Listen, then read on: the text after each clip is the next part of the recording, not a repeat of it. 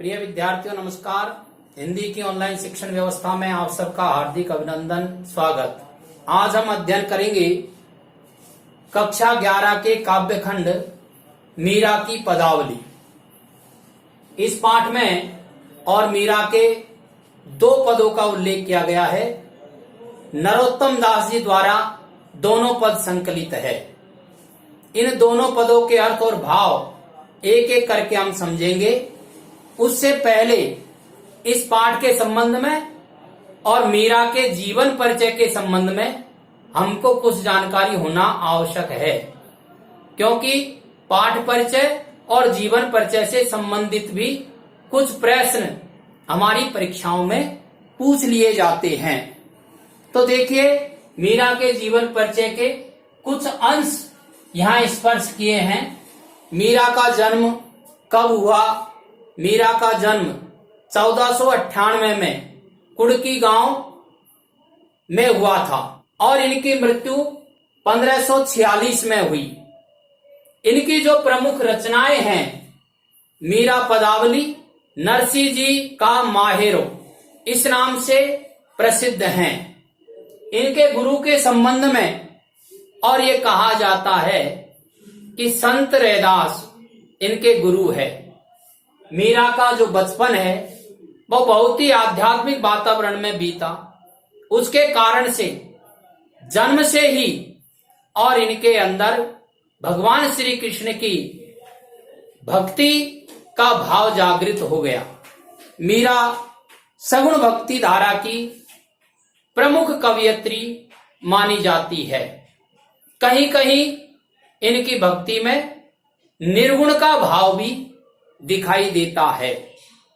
ऐसा कहते हैं मीरा ने और बहुत सारी यातनाएं सहन की और अंत में राजघराने को छोड़ करके भगवान श्री कृष्ण की लीला स्थली वृंदावन में आई और वृंदावन से फिर अंत में द्वारिका चली गई और द्वारिका में रणछोड़ जो मंदिर है वहां मूर्ति में मीरा जी समा गई है। इस पाठ में जो पद क्रमांक 1 दिया गया है उसमें मीरा ने भगवान श्री कृष्ण के प्रति अनन्यता का भाव प्रकट किया है। साथ ही संसार को के जो लोग व्यर्थ की बातों में उलझे हुए हैं उनके प्रति दुख प्रकट किया है। तो देखते हैं पद क्रमांक 1 का अर्थ और भाव।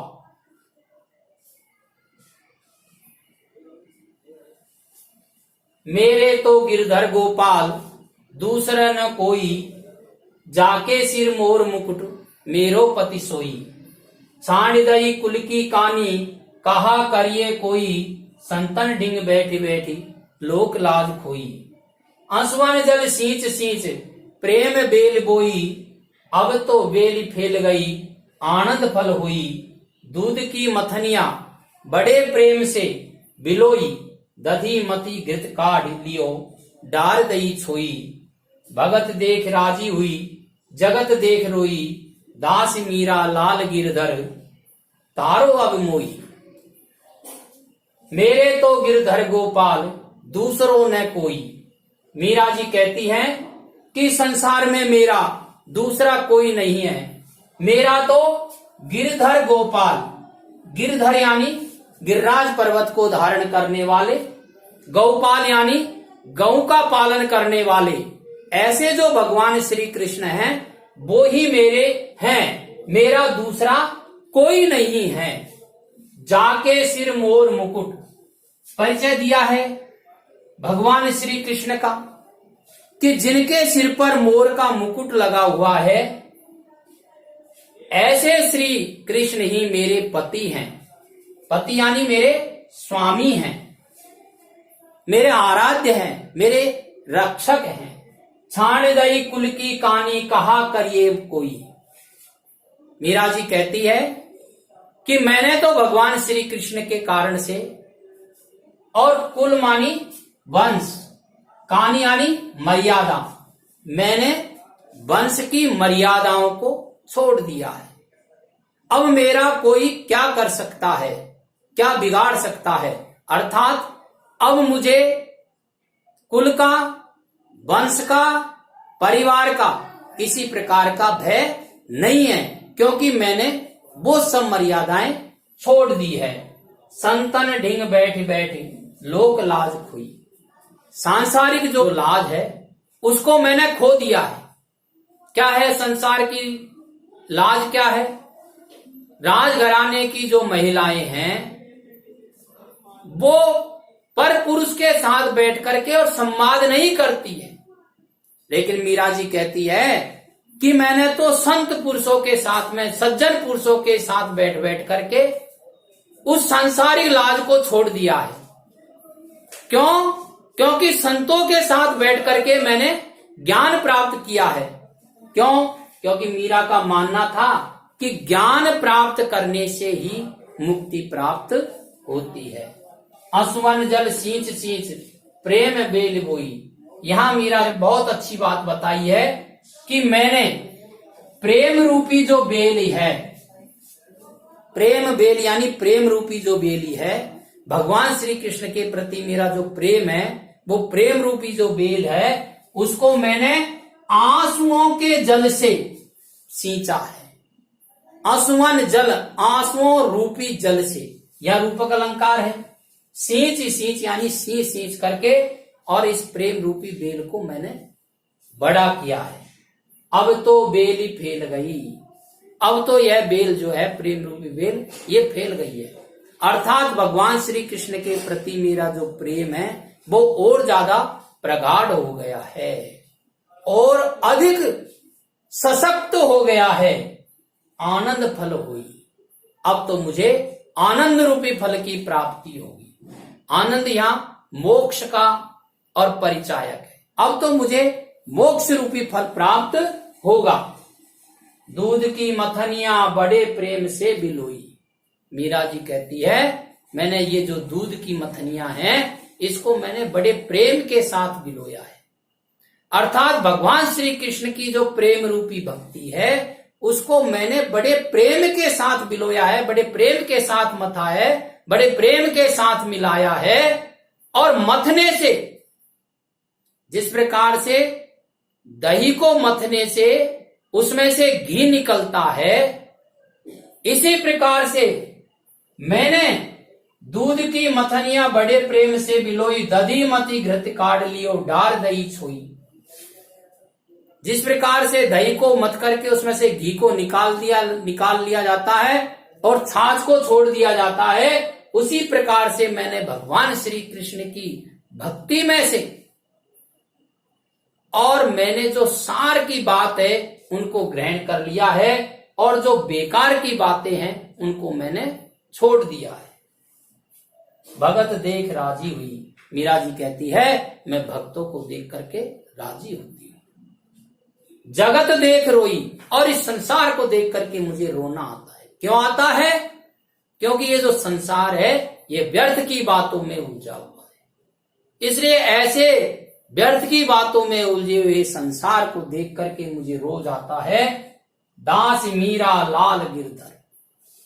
अंत में और मीरा जी ने भगवान श्री कृष्ण को संबोधन करके कहा है, जो बात ऊपर कही है मेरो तो गिरधर गोपाल दूसरों ने कोई, उसी बात को फिर अंत में कहा है दास मीरा लाल गिरधर। हे गिरधर को, हे गिरिराज पर्वत को धारण करने वाले भगवान श्री कृष्ण, ये मीरा आपकी दासी है और आप इसके स्वामी हैं। तारो अब मोही।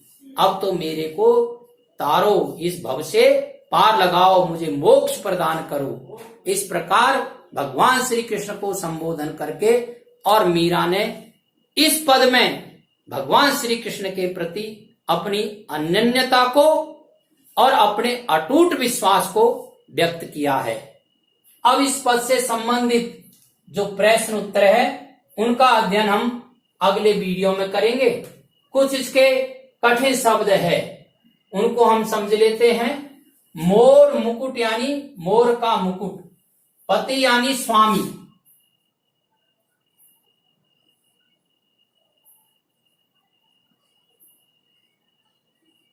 कुल यानी वंश,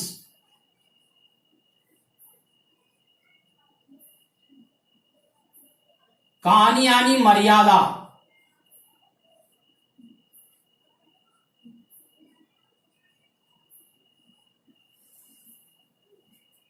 असवन जल में रूपक अलंकार है, प्रेम वेली में रूपक अलंकार है, मथनिया यानी मथना, घृत मानी घी, और घी यहां सार की बातों का परिचायक है।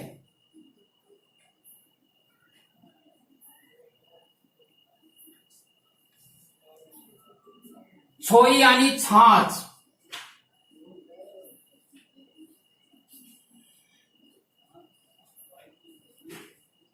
छाछ यहां सारहीन बातों का परिचायक है।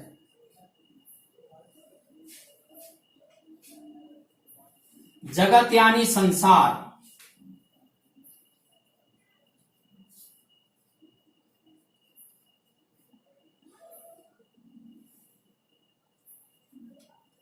तारो यानी तारना, उबारना, मोक्ष प्रदान करना।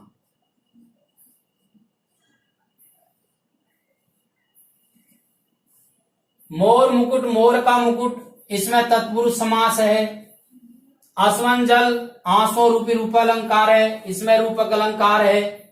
इस तरह से और इस पद की अब आप स्क्रीनशॉट लेकर के और अपनी कॉपी में उतार लेंगे। अगले वीडियो में इससे संबंधित प्रश्न उत्तर हम पढ़ेंगे। धन्यवाद।